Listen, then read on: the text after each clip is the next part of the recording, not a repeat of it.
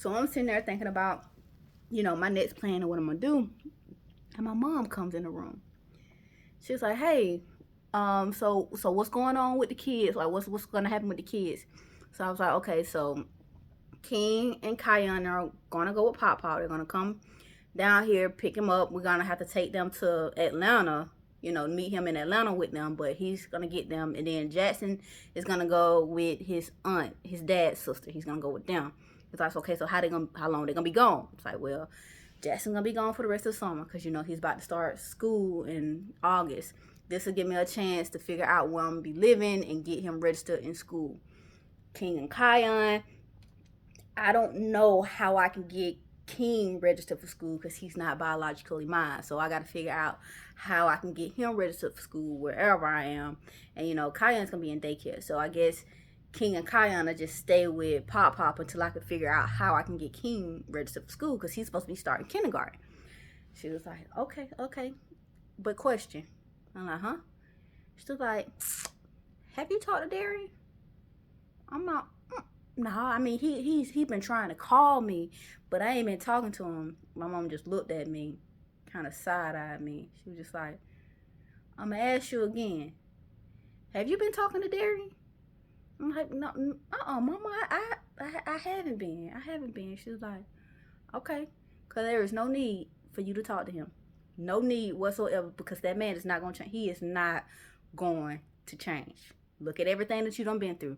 Look at everything that you done got through. Don't go back. Don't go back. And if you do go back, don't call me. You cannot call me. Do you hear me, Kiana? You cannot call me if you decide to take your ass back to Maryland." I was like, "I know, Mama. I'm not going back to Maryland. I haven't been talking to him." She was like, "Okay, all right." And then she walked out. And then she instantly turned around. She was like, "Wait, hold on. What about your phone line?" I'm like, "Huh?" She was just like, "You need to get a separate phone line from him." I was like, "I know," because I had told my mom that me and D shared a phone line and that he now can see who I've been talking to because I am not the primary on the account. Because I let her know, I'm like, "Look, I tried to go in to make the payment on my phone bill and I realized I wasn't the primary on the account anymore." And she was just like, "You need your own phone line." And I was like, "Okay, I want my own phone line, but I want to keep my same number. I don't want to have to change my number. Like, I don't want to have to change my number." She was just like, "Look, if he don't release your number, you need your own phone line." So that's when she doubled back and she was like, "Did you get your own phone line?" I'm like, "He still got my number, under his phone line." She was like, "All right, get your own phone number. You need to get that situated today. Today, Kiana. I'm not playing with you." I'm like, "Okay, Mama, I'm gonna get it situated. All right." And she walked out.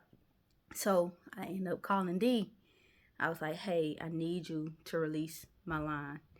He's like, "Okay, I'm about to call T-Mobile right now, and I'll talk to them about releasing your line. Is that gonna help us?" I'm like, "Yes, that'll help us. That's a start. It's a start." He was like, "Okay, I'm gonna call them and get it released."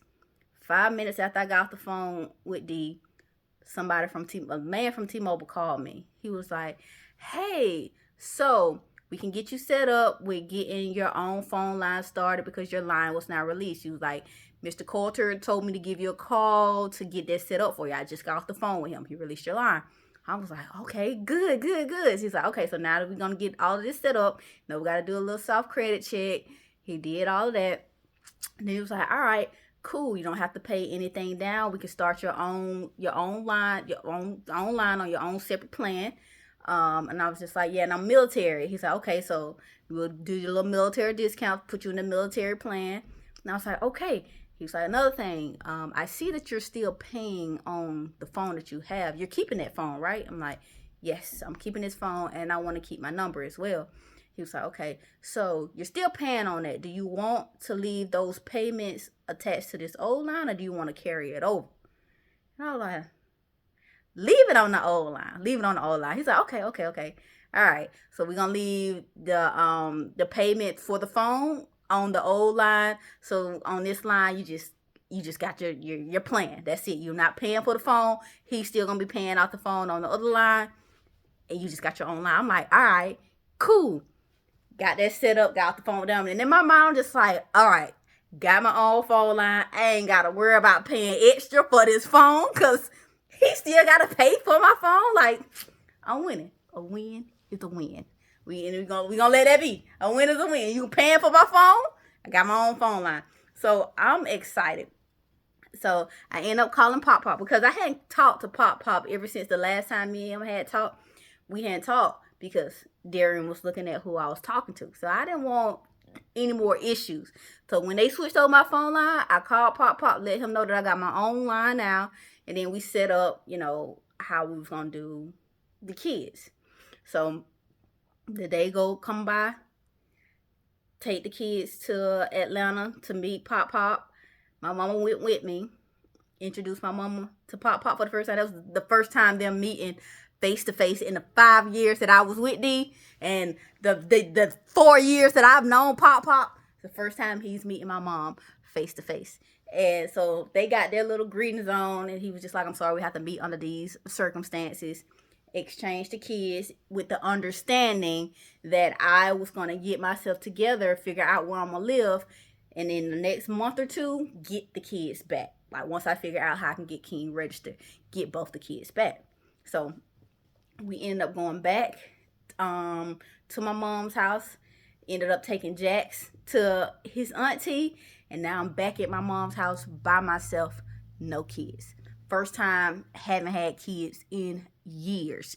So I'm just like, okay, so what do I do? So I'm sitting there, and my mama come in there, and she was just like, come on, I need you to come in the living room so we can have a talk. I was like, okay. I get up, I go in the living room, and she's just like, so I invited your sisters over here. I was like, okay. It's like, we all gonna have a talk when they get here. I was like, Mama, I don't want to have another talk about, the details. Can it not be the details? She was like, it ain't even about the details. It's about the fact that I know you still talking to that nigga. You still talking to that nigga. I'm like, no, I'm not. She's like, look at you. Like, you haven't been eating. You're losing weight. You're sad all the time. You're crying all the time. You need to get your shit together. Fuck that nigga. Fuck him. You need to look yourself in the mirror and be like, you know what, Kiana? Fuck Darian. Because he don't deserve you. He didn't deserve you. Look at everything that he put you through. Look at everything he put you through. And I wish, we all know that I had you and your sisters young. We know. And if my mama was the type of mama that believed in, not carrying out the pregnancy, I hate to say it, but, I wouldn't have had y'all. I wouldn't have. But my mama always told me that the women are supposed to bear kids. They were put on here to take care of the man and bear kids. Put on this earth to take care of the man and bear kids.